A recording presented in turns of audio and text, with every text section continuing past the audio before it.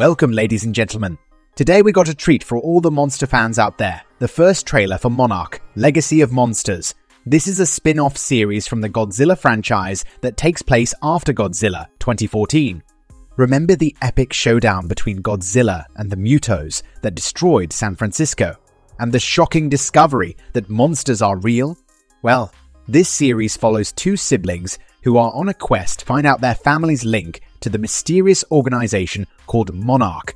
They will uncover secrets that will lead them into the world of monsters and back in time to Army Officer Lee Shaw, who lived in the 1950s and had some crucial information that could endanger Monarch half a century later. We got a sneak peek of this trailer yesterday from Apple TV and Legendary Entertainment on social media, where they showed some redacted files on computer screens. Now that the trailer is out, we can dig deeper into what this series will reveal. Are you ready to see some monster action? Let's get started. The trailer starts with an old Lee Shaw, played by Kurt Russell, turning on an old projector and showing a film reel. We then hear Bill Randa's voice, played by John Goodman, saying goodbye to his family and hoping they will get his message. He regrets his mistakes and wants to leave something behind as a legacy. As he speaks, we see people wearing gas masks and a young Lee Shaw, played by Wyatt Russell, taking his gas mask off.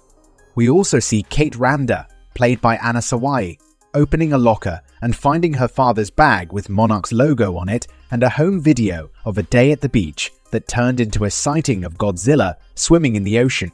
We also see Bill Randa from what seems to be around the time he was on Skull Island.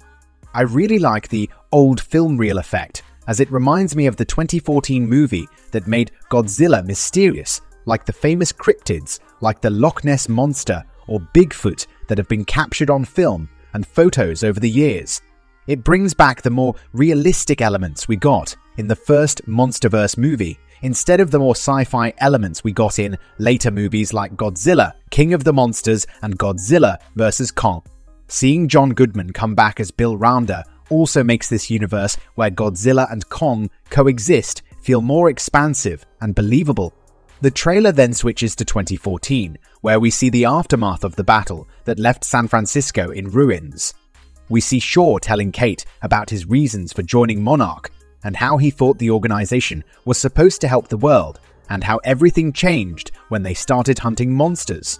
We see the hydrogen bomb from the 2014 movie that was used to try to kill Godzilla at the Bikini Atoll. We see Kate, her brother Kentaro, played by Ren Watabe, and May, played by Kiersey Clemens, finding files that were redacted, making the Randa legacy even more mysterious. We see Sota, played by Shota Tsuji, looking up at something, and it cuts to our first glimpse of one of the monsters in this show, which is a huge creature flying over the trees. I have to admit, my first thought was that it was Gaios from the Gamera series, as it looked similar to Gaios.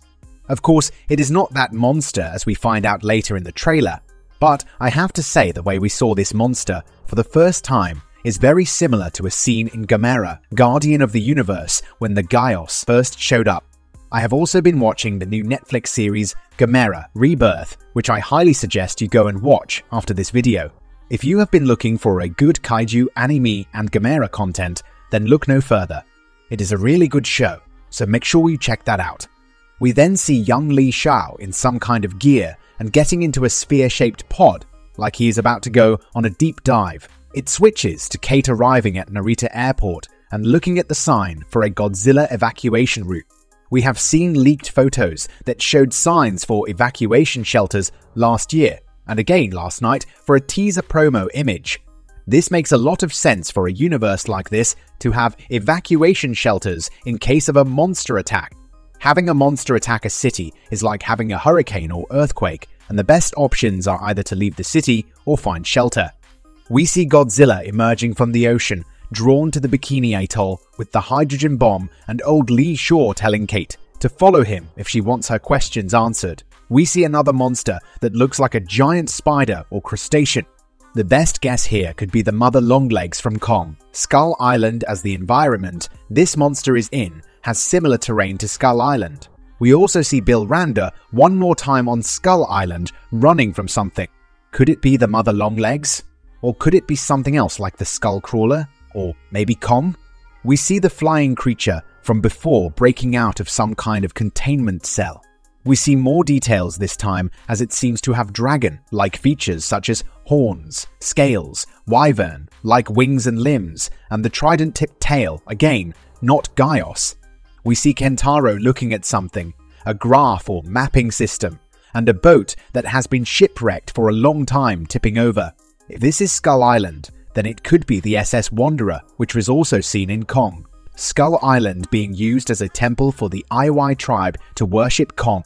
The trailer finishes with Kate in San Francisco during the attack in the 2014 movie, and seeing Godzilla up close. We see the title Monarch, Legacy of Monsters, and the release date, November 17th, just a week before Thanksgiving. For kaiju fans, we are in for a treat this fall. It started with Gamera Rebirth, which came out on Netflix yesterday, followed by this show and Godzilla -1 on December 1st. My prediction is that once this show ends in February 2024, Legendary will start the marketing campaign for Godzilla x Kong, The New Empire, which will be out on April 12, 2024 instead of March 15, 2024. In short, I am very excited for this, and I can't wait to see how this show turns out when it comes out in November.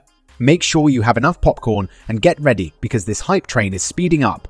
What do you think of the trailer and the upcoming lineup for 2023 and 2024? Are you looking forward to this show, or do you need to see more? Which show or movie are you most hyped for? Let me know your thoughts on the trailer and which kaiju film or show you can't wait to see in the comments section. And don't forget to like and subscribe for more kaiju content. See you all in another exciting video. Bye!